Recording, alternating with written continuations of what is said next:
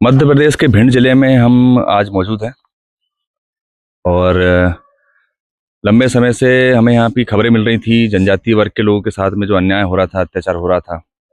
आज भी मध्य प्रदेश में कई क्षेत्रों में जातिगत भेदभाव है। हमने उसको लेकर वीडियो बनाई है जो आपको दिखाएंगे। यहाँ पे एक तत्कालीन कलेक्टर साहब थे जिनके विषय में हम आपको बताना चाहेंगे, डॉक्टर सतीश कुमार एस। उन्होंने यहाँ के हालात देखे, सहरिया जनजाति के लोगों को देखा। ऐसा लगा कि वो सिर्फ उन्हें ही दिखा है। ऐसे अधिकारी बहुत कम मिलते हैं जो जनजातीय वर्ग के लोगों के लिए कार्य करते हैं। डॉक्टर सतीश कुमार ने सहरिया जनजाति के लोगों की व्यवस्था करी और एक नज़ीर पेश करी कि जब एक आईएएस अधिकारी कलेक्टर की रैंक पर बैठा होता है, जिला अधिकारी होता है, तो वो बहुत कुछ कर सकता है। कई जिलों में, बैतूल जिलों में जो घटनाएं हो रही हैं और पानी के लिए लोगों की स्थिति देखी जा रही है, बच्चे वहाँ पे गंदा पानी पीने से मरे हैं। वहीं भिंड जैसे क्षेत्र में, जो कि एक आपराधिक रिकॉर्ड रहा है इस क्षेत्र का और जातिगत भेदभाव का, वहाँ पर एक कलेक्टर आता है 2022-23 में और इनकी परिस्थिति को देखते हुए इनकी व्यवस्था करता है। ये घुमक्कड़ जनजाति के रूप में जाने जाते हैं। इनके कबीले हुआ करते थे, आज भी ये कबीले के रूप में ही रह रहे हैं, परंतु तत्कालीन कलेक्टर ने जो व्यवस्थाएं की हैं, इनके आवास बना दिए हैं, इनके लिए शौचालय बनाए हैं, आंगनवाड़ी की व्यवस्था की है और पानी की व्यवस्था की है। वर्तमान में पानी की समस्या इनके साथ भी है, परंतु हैंडपंप के साथ साथ नल जल की व्यवस्था भी हुई है, जो कि इस जनजाति के लिए जो हमने हालात देखे हैं वर्तमान स्थिति में, इस जनजाति के लिए बहुत कुछ कर दिया गया है। उनके जाने के पश्चात फिर श्रीवास्तव साहब आए यहाँ पर। कहानी रुक सी गई है, कोई आगे कार्रवाई नहीं हुई इनके लिए। और हमने जो भिंड में अभी कवरेज की है, उसमें जो शहरी जनजाति हैं, जो पत्थर के घर बनाकर रह रही हैं, उनके पास पानी की व्यवस्था नहीं है, खाने की व्यवस्था नहीं है। हमारे साथ यहाँ के निवासी हैं और बुजुर्ग भी हैं। हम उनसे चर्चा करेंगे और जनता के सामने लाएंगे कि हमारा इतिहास क्या था और मध्य प्रदेश के इस मध्य भारत क्षेत्र में जो भिंड, मुरैना और चंबल का क्षेत्र है, यहाँ इनकी परिस्थितियाँ क्या थी। आइए हम चर्चा कर लेते हैं। क्या नाम है आपका? हरिराम। हरिराम। कब से मकान बने हैं आपके? 2 साल हो गए। ये जो कलेक्टर साहब थे आपके, सतीश कुमार, उनके समय बने थे? हाँ। है ना?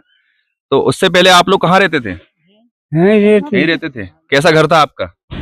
ऐसे फूटे ठाटे, ऐसी तिरपाल चढ़ी थी। ऐसे घर थे? हाँ। अभी व्यवस्थाएं, मकान अकान है, पानी की व्यवस्था भी है आपके पास? हाँ, ये बन गए बस आपका। पहले आपके पास आवास भी नहीं थे? हाँ। अब तो आपके लिए आवास बन गए। हाँ। थोड़ा बहुत तो विकास हुआ है आपका। हाँ। अच्छा, सहरिया जनजाति में आप लोग आते हैं? हाँ। है ना? और सहरिया जनजाति कबीलों में रहती है और घुमक्कड़ के पहले घूमते थे, मतलब यहाँ आते आते थे, है ना? अब जो है आपको स्थायी कर दिया गया, है ना? और इससे ये भी साबित हो गया कि यहाँ जनजातीय वर्ग के लोग, आदिवासी लोग निवास करते हैं, है ना? लगभग कितने साल उम्र हो गई आपकी? 70-80 साल की। 70 साल की हो गई है। 70 साल में अब आपने आवास देखा है। जिंदगी भर आप घूमे ही हैं, है ना? पानी की व्यवस्था भी शायद धीरे धीरे हो जाएगी। आपके सरपंच से चर्चा हुई है तो वो करवाएंगे व्यवस्था। पहले की परिस्थिति में और आज की वर्तमान स्थिति में आप लोगों का जीवन कैसा है? अच्छा हुआ है ना? तो शासन का एक ये भी हिस्सा है कार्य करने का। अधिकारी चाहे तो व्यवस्था कर सकते हैं और काम कर सकते हैं, और खास तौर पर जो विलुप्त जनजातियां हैं, जो पिछड़ी जनजातियां हैं, उनके लिए व्यवस्था कर सकते हैं। किया उनने व्यवस्था, और आगे के अधिकारियों को भी करना चाहिए। शासन से पैसा बहुत आता है जनजातीय वर्ग के लोगों के लिए, पर कई बार ये व्यवस्थाएं नहीं हो पाती हैं। इसमें नेग्लिजेंस कह सकते हैं हम, प्रशासनिक कुछ अधिकारियों की कमी कह सकते हैं। हमारे साथ और भी महिला हैं, यार दिखा दीजिए। कब से हो यहाँ पर? हमें तो हो गई 50 साल। 50 साल हो गए। 50 साल में अब आपको आवास मिला है? अब मिली आवास, अब मिली। शासन ने आपकी मदद करी है? खूब करी मदद, है ना? और हैंडपंप की मैंने देखा, हैंडपंप और आंगनवाड़ी बना दी गई है। आंगनबाड़ी बन गई, हेड पंप लग गई, मोटर लग गई। हाँ। अकेले ही तक व्यवस्था नहीं करी, कहने को जब केवल में लाइट करवा दे। बिजली भी आ गई है आपके पास? हाँ बिजली सो डा रहे हैं, गांव से दूरी जा रहे हैं। सहरिया जनजाति के विषय में हम लोगों ने सुना है कि आपकी जनजाति जो है, जो आपके आदिवासी सहरिया वाले हैं, हाँ।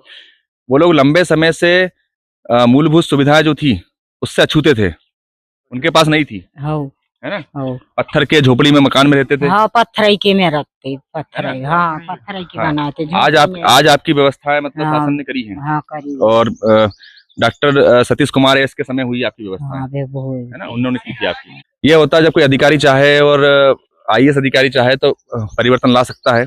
एक और गांव है, हम उसकी भी आपको तस्वीर दिखाएंगे, वहाँ भी परिवर्तन हुआ है, लेकिन कई जगह पर आज भी शहरी जनजाति के लोग आधारभूत सुविधाओं से वंचित हैं। उनके घर ध्वस्त कर दिए गए हैं, पीने का पानी नहीं है, उसकी वीडियो भी हम आपको दिखाएंगे। और हमारा काम आपको पसंद आए तो लाइक शेयर सब्सक्राइब करें और गांव की मीडिया के साथ खड़े हों, ज़्यादा से ज़्यादा शेयर करें ताकि जनता के बीच में हमारी आवाज़ पहुंच सके। धन्यवाद।